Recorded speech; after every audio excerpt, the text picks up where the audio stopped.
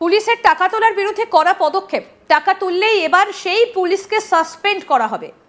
উপদেষ্টা সাখাওয়াত হোসেন বলেন, পুলিশকে আমি এখন রিকোয়েস্ট করতে পারি, আমি অন্য জায়গায় থাকলে বলতাম পুলিশের চাঁদাবাজি পাইলেই সাসপেন্ড।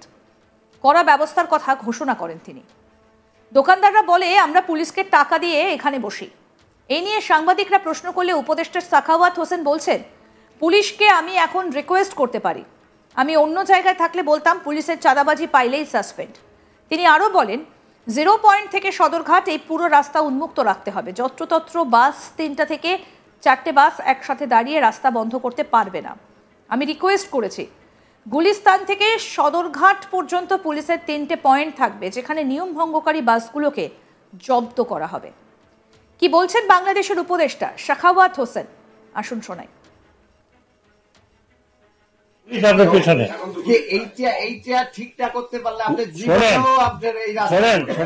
আপনি যে আমাকে কথা বললেন, পুলিশকে আমি এখন রিকোয়েস্ট করতে পারি, আমি অন্য জায়গায় থাকলে পুলিশকে বলতাম যে যদি পাই তাহলে সাসপেন্ড।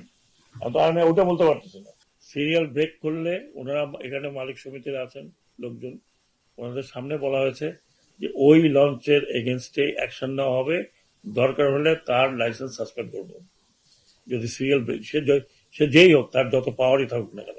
0 পয়েন্ট থেকে সদরঘাট এই রাস্তা উন্মুক্ত রাখতে হবে। যত্রতত্র বাস, 3টা বাস একসাথে দাঁড়িয়ে বন্ধ করতে পারবে না।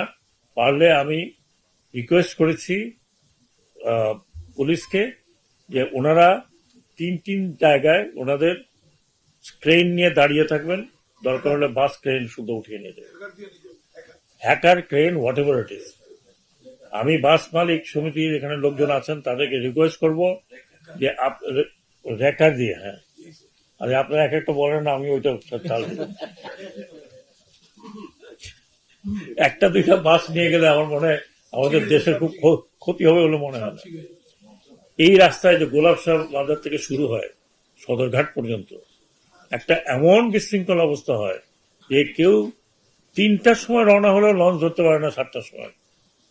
এইটা একটা সভ্য দেশ, একটা সভ্য শহরে এটা হয় না। কেউ কিছু করতে যদি না পারে, আমি এই অন্তত এই কটা দিনের জন্য বলছি, বাস মালিক যারা সমিতি আছেন, বাস মালিক, আমি অনুরোধ করব যাতে এটা আপনারা মেনে চলেন, অন্তত এই জায়গাটাকে খালি রাখবেন, যাতে যারা যাত্রী আছেন, লঞ্চে যাত্রী যারা যান, তারা অত্যন্ত সাধারণ পরিবারের মধ্যবিত্ত, নিম্ন মধ্যবিত্ত লোকেরা যান।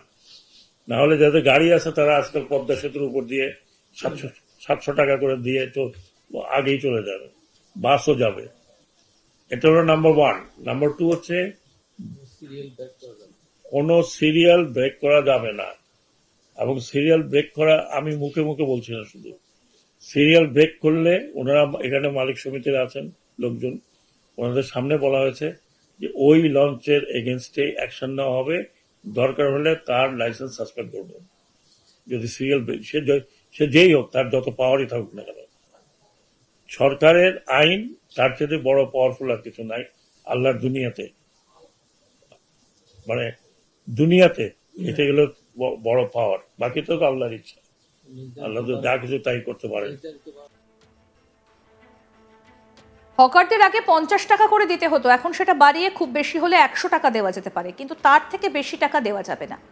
এই নিয়ে ক্ষোভ শোনা গেল আমির আলীর গলায়। কারণ ইউনূস সরকারের আমলে যারা ফুটপাতে বসে দোকান দেন, সেই হকারদের এখন থেকে আরো বেশি টাকা দিতে হবে। সরকারকে এখন থেকে দিতে হবে 1.5 লাখ টাকা।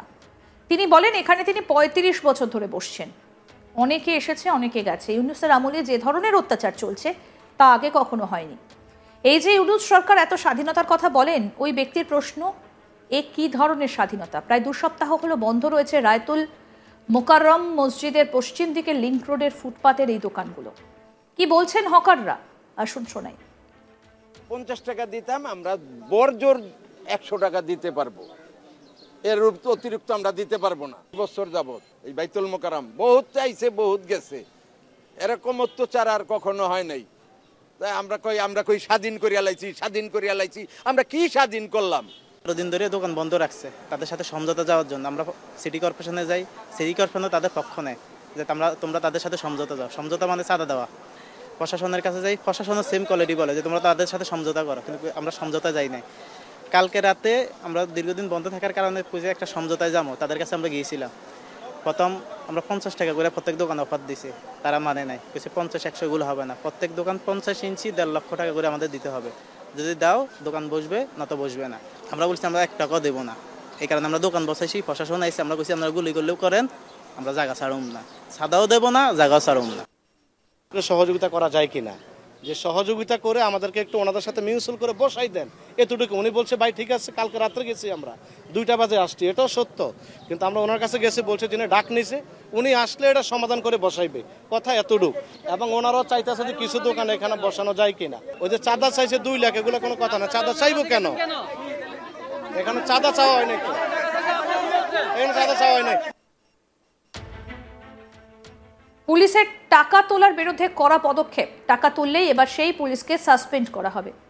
উপদেষ্টা সাখাওয়াত হোসেন বলছেন, পুলিশকে আমি এখন রিকোয়েস্ট করতে পারি, আমি অন্য জায়গায় থাকলে বলতাম পুলিশের চাঁদাবাজি পাইলেই সাসপেন্ড, কড়া ব্যবস্থার কথা ঘোষণা করেছেন তিনি। দোকানদাররা বলে আমরা পুলিশকে টাকা দিয়ে এখানে বসি। এই নিয়ে সাংবাদিকরা প্রশ্ন করলে উপদেষ্টা সাখাওয়াত হোসেন বলছেন, পুলিশকে আমি এখন রিকোয়েস্ট করতে পারি, আমি অন্য জায়গায় থাকলে বলতাম পুলিশের চাঁদাবাজি পাইলেই সাসপেন্ড। তিনি আরও বলেন, 0 পয়েন্ট থেকে সদরঘাট এই পুরো রাস্তা উন্মুক্ত রাখতে হবে। যত্রতত্র বাস, 3টে থেকে 4টে বাস একসাথে দাঁড়িয়ে রাস্তা বন্ধ করতে পারবে না। আমি রিকোয়েস্ট করেছি, গুলিস্তান থেকে সদরঘাট পর্যন্ত পুলিশের 3টি পয়েন্ট থাকবে, যেখানে নিয়ম ভঙ্গকারী বাসগুলোকে জব্দ করা হবে।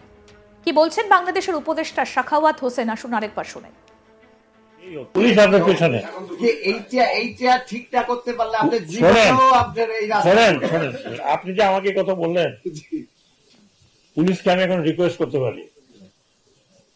আমি অন্য জায়গায় থাকলে পুলিশকে বলতাম যে যদি পাই তাদের সাসপেন্ড, তো আমি ওটা বলতে পারতেছি না। সিরিয়াল ব্রেক করলে ওনারা, এখানে মালিক সমিতির আছেন লোকজন, ওনাদের সামনে বলা হয়েছে যে ওই লঞ্চের এগেনস্টে অ্যাকশন নেওয়া হবে, দরকার হলে তার লাইসেন্স সাসপেন্ড করবে। যদি সিরিয়াল ব্রেক, সে যেই হোক, তার যত পাওয়ারই থাকুক না কেন। 0 পয়েন্ট থেকে সদরঘাট এই রাস্তা উন্মুক্ত রাখতে হবে। যত্রতত্র বাস, 3টা বাস একসাথে দাঁড়িয়ে বন্ধ করতে পারবে না। পারলে আমি রিকোয়েস্ট করেছি পুলিশকে যে ওনারা 3 জায়গায় ওনাদের ক্রেন নিয়ে দাঁড়িয়ে থাকবেন, দরকার হলে বাস ক্রেন শুধু উঠিয়ে নিয়ে যাবে, hacker crane, what ever it is. আমি বাস মালিক সমিতির এখানে লোকজন আছেন, তাদেরকে রিকোয়েস্ট করব যে হ্যাকার দিয়ে। হ্যাঁ,